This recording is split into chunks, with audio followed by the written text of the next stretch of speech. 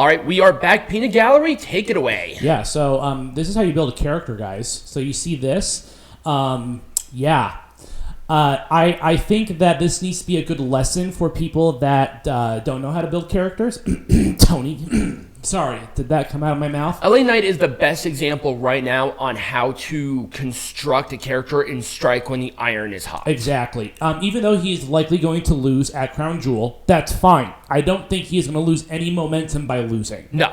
I think that Roman Reigns is going to win some bullshit, because he usually does, which will just make his character better, and LA Knight, makes his character better too. Right. It's interesting to see like how everything in the WWE has changed since. I mean, pretty much Triple H is taking over at this point. Like Vince McMahon has no control over the brand. Yep. I remember a time when LA Knight was Max Dupree and WWE threatened to fire him.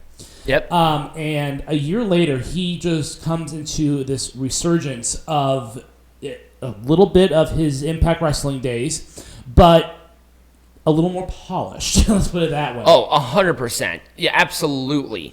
And I think this speaks to the way in which NXT also builds up stars as well. LA Knight was there for like a spit. He wasn't there very long, but I think he learned a lot about building character and stuff like that within the NXT umbrella, because he was never in WWE before, so we really he was, but he was in OVW for the most part. But he really needed to learn kind of the WWE mannerisms, and we've talked about that a lot, where WWE just kind of has their own style of presentation, and I think that his exposure in NXT really helped him to prepare for that eventuality. Right.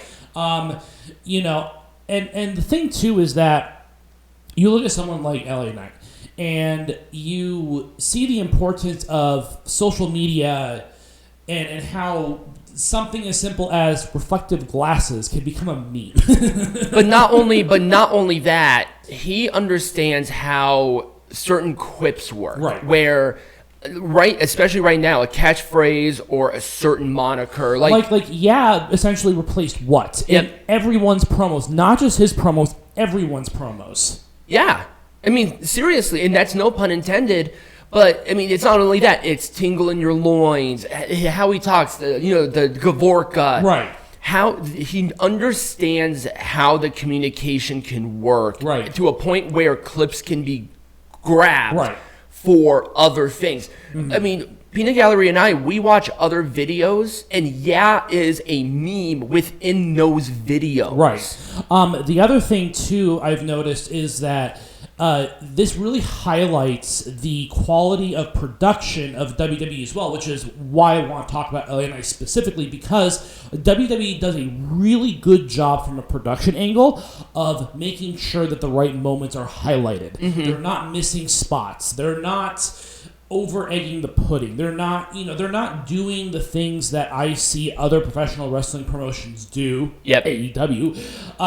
And I think that it really highlights that quality that we are looking for, the quality that 2023 almost demands at this point. Yep. And I think other companies really need to look at not only how to do the production itself, but how to teach the new wrestlers on certain things. Yeah, and again, that's another thing I like to highlight, is that you look at the quality of production, you look at the quality of the development of certain superstars. Because remember, wrestling is not just getting in the ring and doing moves. Wrestling is not a sport, it is an art. Yeah, it's theater. Mm-hmm. You need to highlight certain things. You need to learn how to act. Mm-hmm. You need to learn how certain things look. I mean, in this picture just alone of LA Knight standing over Roman Reigns with this background, this speaks 1,000 words. Yeah, and this is the stuff that's important. Yeah. And a lot of companies, and we're not just gonna put AEW on blast, because a lot of companies do this. Yeah, they do.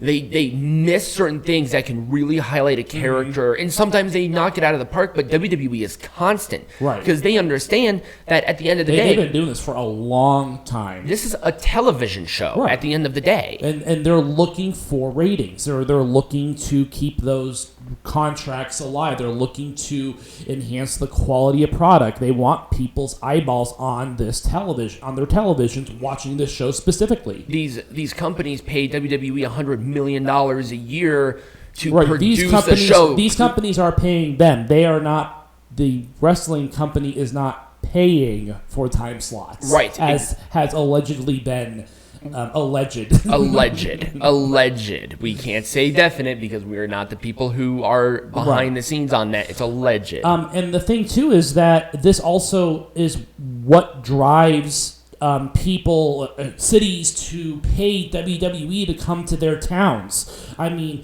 Saudi Arabia is a great example. They get $10 million every single time they do a show in Saudi Arabia. Would you off the bat? Would you do a wrestling show for $10 goddamn million? You have to go to the Middle East to do it. I would. And Tampa, for example, just recently paid WWE $500,000 to host the Royal Rumble.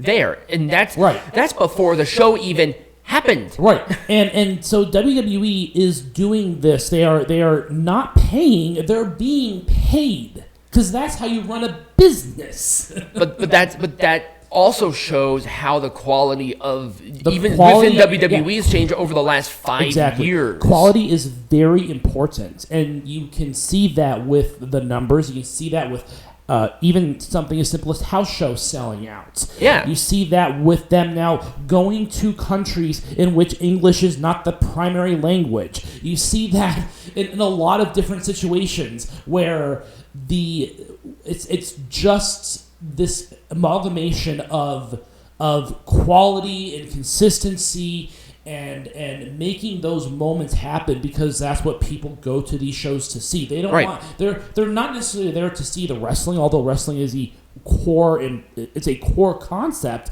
of what they do, but they also want to see the characters. They want to see the build. They want to see the spectacle. They want to see the matches. Roman Reigns' house shows for a reason. Right. Like, I mean, people are like, oh, he's never there. Roman Reigns actually does wrestle quite a bit, but he does a lot of his wrestling on house shows. Right. Which is, they're like, well, why does he do that? Because A, it's a lighter schedule.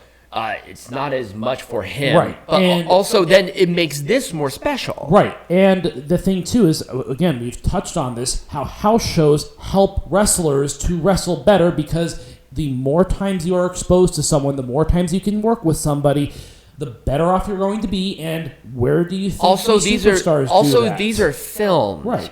This is house shows are not just for the actual wrestling aspect. It's how to get moments like this. Right. It's body language, how the crowd responds to it, and it's not within a building of 15,000. Right. It might be in a building of 2. Right. And that's the point of having these house shows, is to allow these moments to happen. A less stressful environment to practice the art of professional wrestling. Because that's what it is. Again, it is an art. And what people are looking for are moments in which the arts can be performed as well as the action.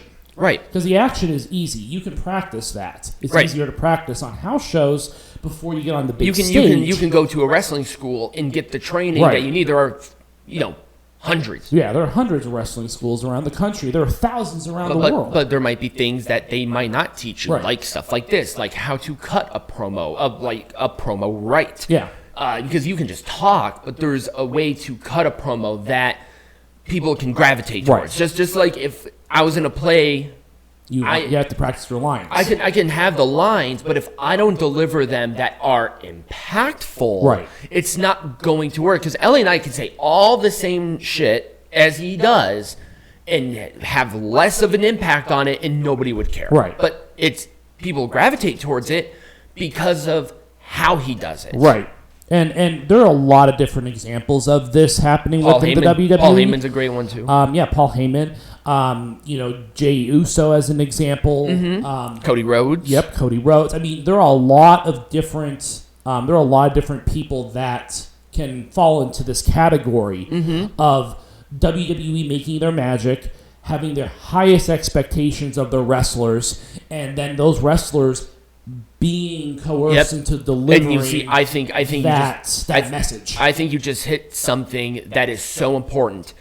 the standard of quality is vastly different than it is in any other company. Right. They are giving you a worldwide platform to do this, and if you are not up to snuff, you're not going to get TV time. Right. You're not going to be there. Right. So this gives them incentive to make sure that they perform every aspect in the art of wrestling at their best. At their best, from the actual wrestling itself to the presence that they do when they walk out for their entrance and doing all the mannerisms, body language wise, to actually cutting the promos. If you're not up to snuff on all of those things in this environment, you're not going to survive. You're not going to succeed.